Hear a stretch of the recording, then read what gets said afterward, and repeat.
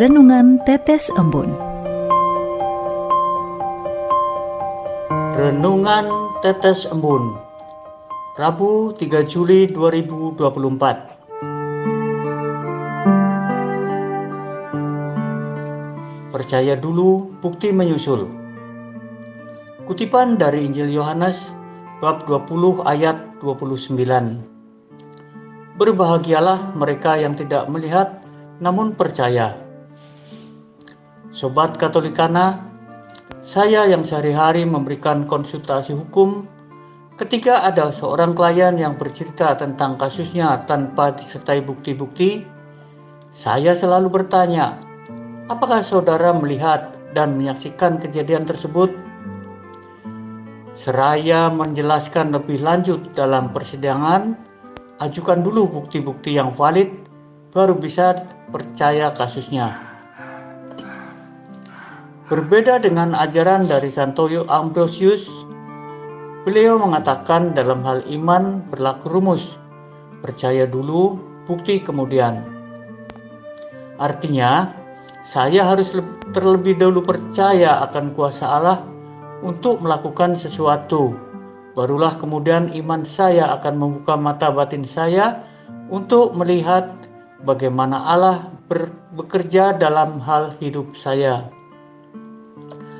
Dalam kehidupan kita, pengetahuan yang kita dapat paling banyak dengan cara melihat secara visual dan menggunakan mata.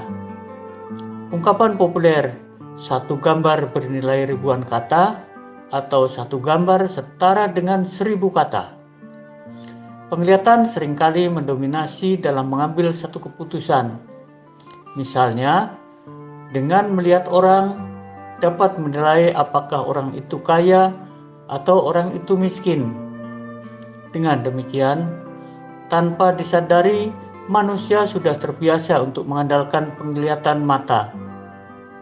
Sobat Katolikana, dalam bacaan Injil hari ini, dikisahkan bahwa Thomas yang dipanggil Didimus adalah salah seorang murid yang sudah lama mengikuti pelayanan Yesus.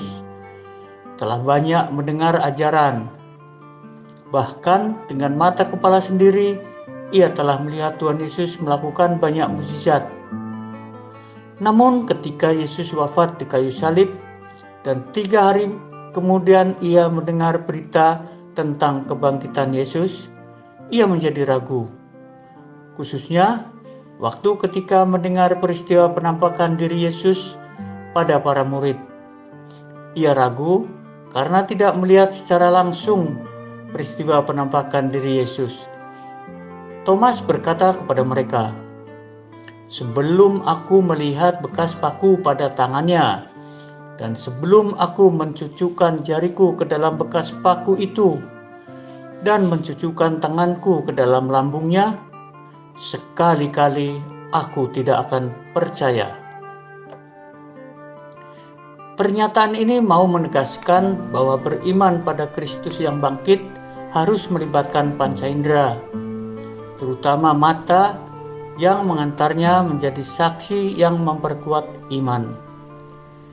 Pesan Tuhan hari ini mengajak kita, hendaknya kita sebagai orang beriman yang telah dibaptis dan disatukan di dalam Kristus, selalu percaya bahwa Tuhan selalu menyertai kita dengan kuasa Roh Kudus-Nya. Buang segala keraguan terhadap Tuhan, karena keraguan iman merupakan penghalang besar terjadinya mukjizat. Pertanyaannya, bagaimana caranya? Caranya, kita harus sadari kehadiran Tuhan dalam Ekaristi yang merupakan sumber harapan dan sukacita, serta terbuka kepada karya Roh Kudus. Marilah berdoa. Dalam nama Bapa dan Putra dan Roh Kudus. Amin. Ya Allah, Bapa yang Maha Rahim, ampunilah aku dengan kuasa kerahiman-Mu. Meski aku belum pernah mengalami kehadiran-Mu, tetapi saya ajari tetap percaya kepadamu. Kuasailah hati dan pikiranku, sehingga hanya hal-hal yang berkenan kepadamu saja, sehingga dapat melihat setiap hal dan setiap sesama di sekitarku dengan pikiran yang benar dan dengan hati yang jernih. Sebab Dialah yang hidup dan berkuasa bersama Dikau dalam persekutuan Roh Kudus, Allah sepanjang segala masa. Amin. Dalam nama Bapa dan Putra dan Roh Kudus. Amin.